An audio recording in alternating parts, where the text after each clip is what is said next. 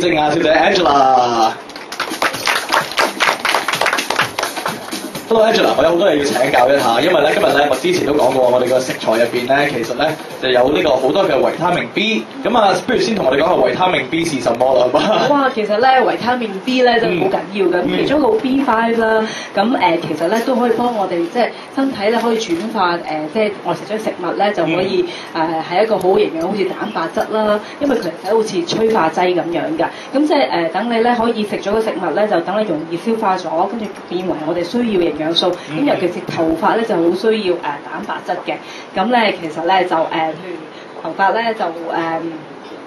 係即係譬如好似維他命 B5 咧，見到一個水溶性嘅纖維嚟嘅。咁其實頭先我講個催化劑咧，咁佢其實咧係蛋白質啊、同埋脂肪啊，同埋咧就係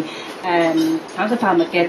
即係個代謝嘅副酵素，咁可以快脆啲，俾好多營養我哋。咁另外咧，最緊要加埋咧，其實一啲因為除咗 B5 之外咧，仲有其他 B 雜啊、礦物質啊，同埋維他命 E 啊、A 啊呢啲抗氧化物質咧，等我哋皮膚嗰啲頭髮咧，即係個老化情況冇咁容易，咁所以都會靚啲咯。咁第一樣嘢，仲有嘢咧，